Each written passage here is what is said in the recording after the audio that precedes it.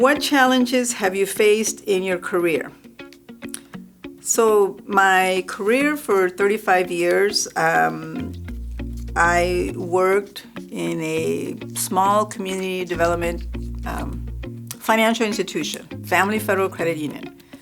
That's challenging because think of it as a small bank, not a big bank, a little bank. And our goal was to help, again, the local people, the people that couldn't have an account somewhere else, a savings account, or teach them how to buy a car or how to buy a house or how to get insurance. And so figuring out a way that you could do that, a way to pay for that.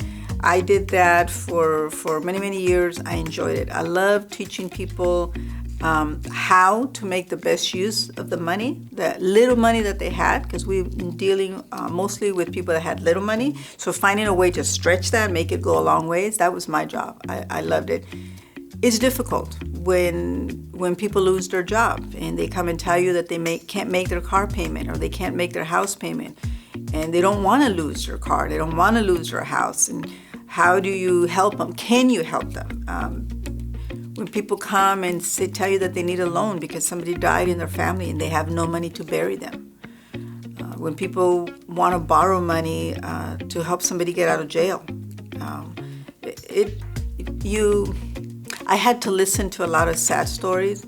Sometimes it's difficult finding a way to help people, but that was our goal. It was finding a way that we could help people. And so my current career, as a commissioner, sometimes you have to make decisions that not everybody likes. And we take an oath to serve our city, to serve the poor, to do what's best. Sometimes that's not easy. Not everybody agrees with what you're doing, and you still have to do the right thing. So that's hard sometimes, but you gotta do it. If you said yes to the job, you gotta do it. All right. Can you give younger people some practical financial advice?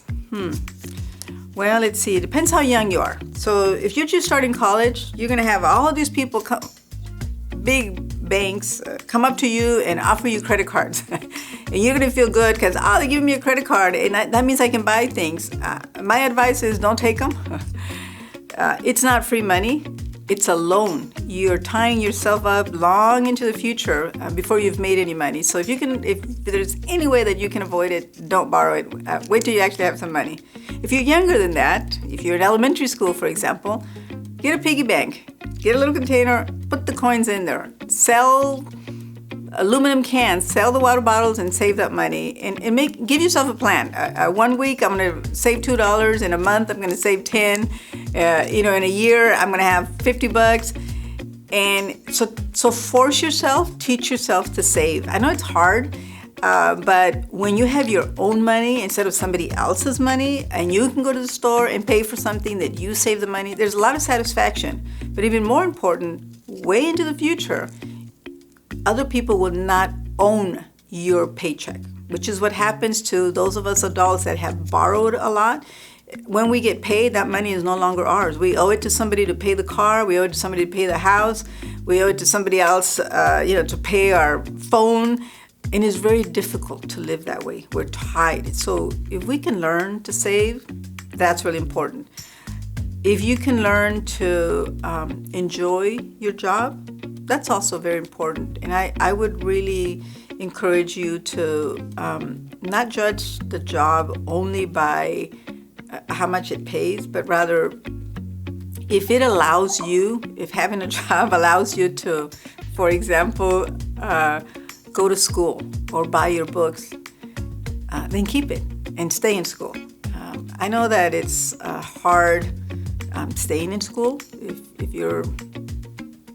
If you're worried about what's happening at your house, it's hard to concentrate on maybe doing your homework.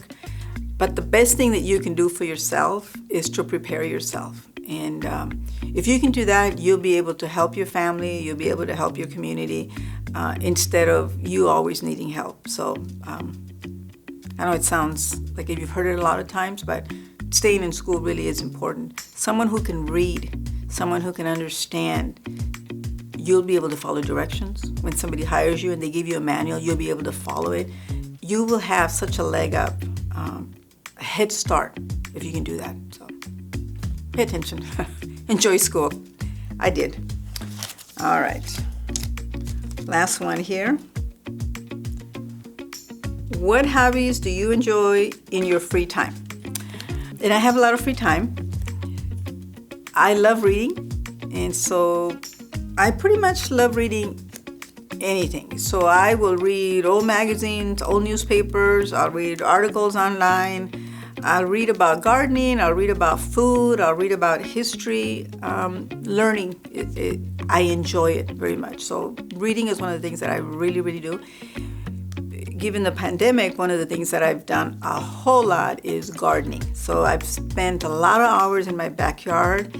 I'm not a fancy gardener, but I'm pretty good at getting things to grow. So cuttings, replanting, and I don't spend a lot of money because I believe in reusing and recycling. So every can, every little tub of cottage cheese, I save them and I use it to grow little things in there. I have some trees in my backyard and I prune them. I collect the fruit from them. Being outside helps me to think. It helps me to recharge. So I really, I'm grateful that I have. It's not a big yard, it's a little yard. Sometimes I'll go walk at Harbor Park, but being outside, being in nature is really important to me. And it's one of my favorite pastimes.